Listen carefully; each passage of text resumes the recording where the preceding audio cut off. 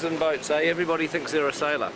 So welcome to our new blog, which is about the logistics of location shooting. We've been travelling pretty much the length and breadth of New Zealand shooting locations for The Hobbit. It's been great to get outside. It's been great to get that texture of Middle-earth into the movie. After many, many weeks of shooting in the studio, we've established our characters, we've established our story, and it was finally time to get on the road and establish the landscapes of Middle-earth.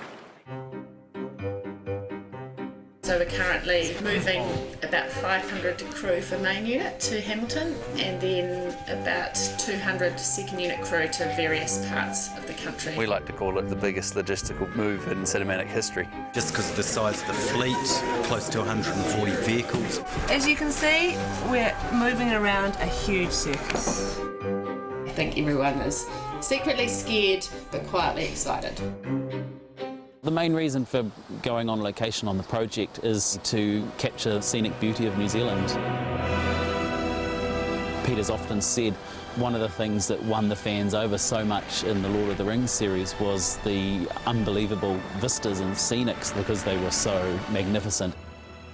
People are really excited about getting outside and taking this on the road. These are our changes for main unit crew, so this is how big we actually are. We're probably over 500. Everybody has to be in the right vehicle at the right time, they have to travel to the right place, they have to have rooms to be able to sleep in. I can't begin to imagine the logistics involved with shifting the crew, the cast, the equipment that we have on The Hobbit. It's pretty mind-blowing. You have to take everything with you to produce the films. We're having to provide our own electricity, areas to cook food, areas for people to sit down and eat. You've got to provide water, the bathrooms and the toilets that people need. You have to have weather cover, heat when it's cold, and you've got to provide cooling when it's hot. The daunting aspect of that is it's all got to get into trucks, it's all got to be on wheels, and it's all got to be ready to roll. We're about to try and cram all of this, and all of that, all of this, some of that, most of this, all these trucks, most of these people, but not that scissor lift up there that stays, are going to go into some of these trucks. These guys here are going to go into these trucks too. Nice one.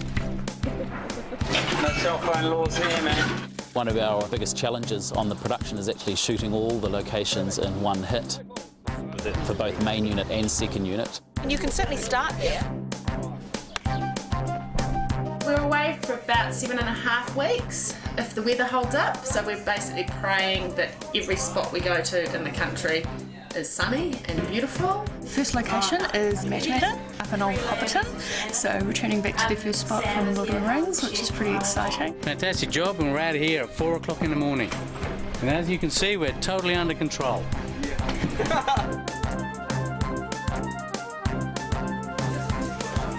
Why aren't you helping? I've got to carry this. We're going to some of the remotest locations of New Zealand, and if there's one thing grips can't live without, that's the latte, soy. That's right. We're getting ready to go away, and so far we haven't packed anything. And tomorrow is our last day with 30-odd hobbits doing a big scene against green screen on for Hobbiton. This is my Louis Hobbit, my Sonny Hobbit. So we need the largest team on, because we've also got to try and pack. And then they're going to say, where did you pack it? Because I don't need it. Where's that wig? Did you put it away? No, we've got to put it on his head now. And we'll all be here till midnight trying to load up the buses because they leave at 4 o'clock in the morning. Be sure to pack scotch, tequila, wine and beer. A heap of plants. 3 razor blades. 60 kilos of toilet paper. A few artificial trees. Socks. and some Jägermeister. Last day Wellington, so everything needs to move.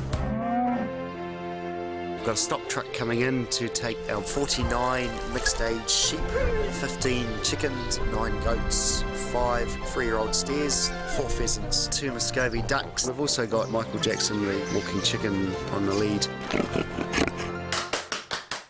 We're just going to take you through, get your contracts done.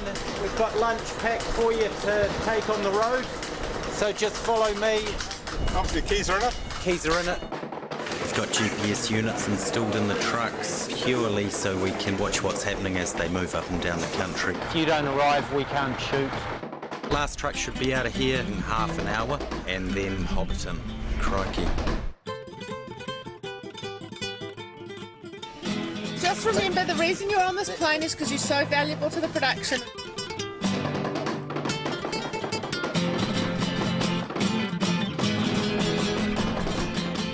main unit had over 100 units on wheels that were travelling to the first location. That was quite a feat in itself, just having that amount of drivers on the road.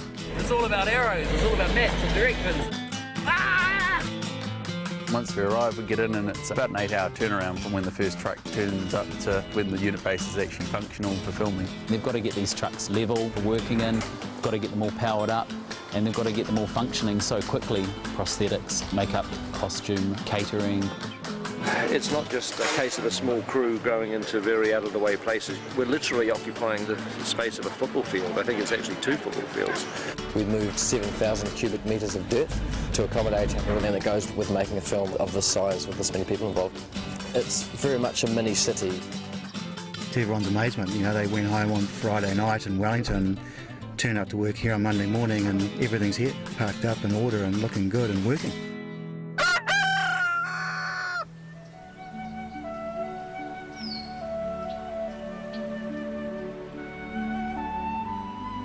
It's okay. Rough day at the office today, Mom. So after 110 days in the studio, we finally make it out into the sunshine. But I'll tell you what, Hobbiton is looking fantastic. The art department and the greens department have been working on it for nearly 2 years. The grasses have grown, the flowers are out, the plastic ones have even bloomed. It's weird when you come back to a place that you literally thought you would never see again. This is a great spot. To be standing there with Elaiджа dressed up as Frodo, it was the nearest thing I think I'm ever going to come to a time machine. This is actually the first time I'm stepping foot down into Hobbiton. I'll never forget that feeling of coming to Hobbiton for the first time. So much time spent in this universe, you know, with these characters, and I keep referencing the fact that I turned 19 when I came to Hobbiton for the first time. 11 years ago. I'm 30 now. I don't know, there's so many feelings of nostalgia and history. We'd been searching pretty much the whole country for this rolling green countryside. We were up here scouting around and found this place called Buckland Road. And sure enough, when we flew over it, we found the round tree, the hill, the lake. It was all meant to be. Of course, then it was a matter of talking to the owners of the land, getting their permission to shoot here and build here. It was a Saturday afternoon during a major New Zealand rugby game that he came and knocked on my father's door. And he said they wanted to make a movie, and my father actually said, Lord of the what? I think I kicked him under the table quietly, but that's how it all started. This time around, they built it for real. So before, all of these Hobbit holes were built using polystyrene. When the filming was finished, they tore it all down. Even though it's been available for tours and, you know, for people to look at it, we didn't have any of the Hobbit holes here. Doing the Hobbit now, it gave us the ability to rebuild Hobbiton out of permanent materials. Materials that aren't going to deteriorate, and we can carry on showing people what's involved in making a movie, behind the scenes. It's all, I mean, that's actual rock, stone. It's pretty amazing. Hobbiton is going to stay exactly as it is today, which is fantastic. There's real wood, there's real stone, real bricks, and it's going to be here hopefully for decades to come. Yeah, no, it's a great gift to the people of Manama, and as Minister of Tourism, I'm all in favour of it, so well done. Some prime real estate. I'll get you two, I'll get Kate and Hobbits. Oh, Jordan. Hello. Hello. Hello. You guys having a good day? Yeah, good. Hey. How are those feet treating you? Yeah, they're okay. Are they? When you're at Hobbiton, you forget that you're on a film set. Seeing it like this kind of living model village is just extraordinary, and you just totally believe this place exists. And that's because it does. Maybe I've smoked a little bit too much of this now. It's an authentic village. It's 100% 360-degree, look wherever you like, little Hobbit village. You can imagine just being a Hobbit in this environment and get up and have a cup of tea on the doorstep and listen to the birds and the frogs, children running around, or go to the market, buy a big bottle of beer and drink it. I'm loving it. You're not really designing a film set, you're trying to put yourself in the mindset of a Hobbit and figuring out, well, where would you like your house to be? There were 44 personalised Hobbit holes, and each Hobbit hole has the different little details depending on their location. It's kind of amazing, the door's actually open. Hello? Hello? No, nobody home at the moment. They must be at the market. Welcome to the set of The Hobbit. So how did you get involved in this? My 4 daughters auditioned and they all missed out. And I got in. So I wasn't a popular father at that point. You guys are up for stealing, aren't you? Yeah. Oh, hell yeah, good. Yeah, big bag hobbits. Check this out. Oh yeah. I'd like to get a nice comb over. Is this going to be in the movie? Yeah, we can cut that. That's fantastic. We've got that. So we've just finished our first week on location. But, you know, I just wish I could move into one of these hobbit holes. I mean, this would be an absolutely idyllic place to live. It really would. This is the sort of place that I would very happily retire to. In fact, might think about it tonight or the next day. It would be good retiring here. That would be quite nice. Bye-bye. The end. I hope you enjoyed the first part of our location blog. The second part will be ready very early in the new year. And in the meantime, we've just shot the last shot for The Hobbit in 2011. So it only remains to do one last thing, which is to wish you all a Merry Christmas! Merry Christmas!